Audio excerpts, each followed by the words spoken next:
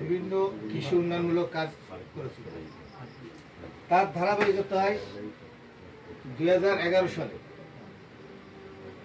সে তো মারা গেছে 1975 সালে, 2011 সালে ওয়ার্ল্ড ব্যাংকের অর্থায়নে বাংলাদেশ সরকার কৃষিখাতে উন্নয়নের জন্য বন্যা, প্লাবন, লবণ পানি মুক্ত করার জন্য 35/3 ফোল্ডার, এরকম 10টি ফোল্ডারে কৃষিখাতে উন্নয়নের জন্য ভেড়িবাঁধের একটা প্রকল্প গ্রহণ করেছে, যার নাম CEI, coastal environment improvement project.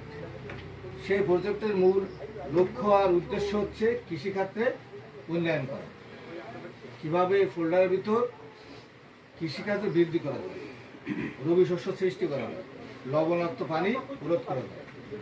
এই কৃষিক্ষেত্রে এই যে বাইরের যে প্রাকৃতিক দুর্যোগের হাত থেকে রক্ষা করা যায়। আমরা যারা কৃষক আছি তাদের স্বার্থের জন্যই কিন্তু এই কাজগুলো করা। তবে আমাদের এই ফোল্ডারের ভিতর 3টে ইউনিয়নের বিভাগ, 2টে থানা, কিছু ব্যাঘাত ক্ষেত্র হয়ে থাকে, কারণ পুরো ফোল্ডার কন্ট্রোল করতে হলে 3টে ইউনিয়নে কন্ট্রোল করা লাগে, কাড়াপাড়া, ডিমা এবং মল্লিকের।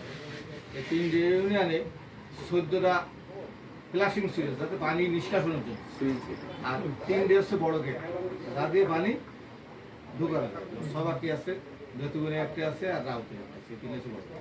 আর 14টা আছে ছোট গেট, যাতে পানি, বৃষ্টি পানিতে যদি জলাবদ্ধতা সৃষ্টি করে দ্রুত বের করার জন্য ছোট ছোট গেটগুলো করে। বড়গুলো তো বেরোবে, কিন্তু এগুলো হচ্ছে প্লাস্টিকের জন্য দ্রুত বের করার জন্য এগুলো সহায়তা নেয়।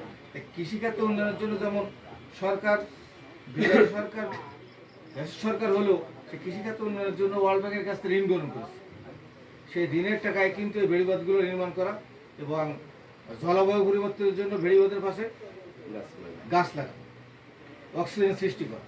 তাই আমি এই কৃষিখাত উন্নয়নের জন্য আপনাদের লবণাক্ত পানি রোধের জন্য আপনাদের পাশে সর্বদা থাকবে আর থাকার চেষ্টা করবেন। আপনারা একাত্মবদ্ধ থাকবেন, কৃষকরা যদি কৃষকরা একাত্মবদ্ধ থাকে তাহলে এইখানে কৃষিকাজ ভালো হবে।